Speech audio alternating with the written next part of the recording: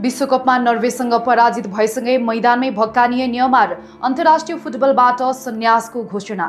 ब्राजिलका star forward न्यमारले अन्तर्राष्ट्रिय फुटबलबाट सन्यास लिएको घोषणा गरेका छन्।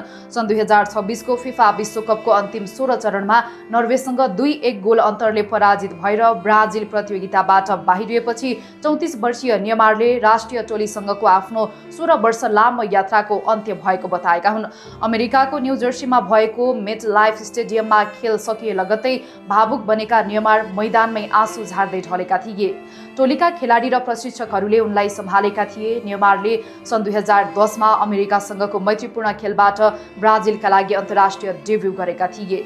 त्यसयता उनले राष्ट्रिय टोलीका लागि 130 खेल खेल्दै 80 गोल गरेका छन्। यससँगै उनी महान खेलाडी पेलेलाई पछि पार्दै ब्राजिलका सर्वाधिक गोलकर्ता बने। सर्वाधिक अन्तर्राष्ट्रिय खेल खेल्ने ब्राजिली खेलाडीको सूचीमा उनी दोस्रो स्थानमा छन्।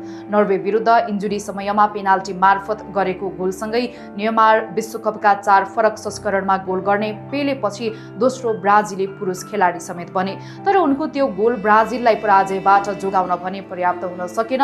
ब्राजिलका मुख्य प्रशिक्षक कार्लो एन्सेलोटीले न्यमारको योगदानको प्रशंसा गर्दै अब टोलीलाई नयाँ पुस्ता सहित अगाडि बढाइने बताएका छन्।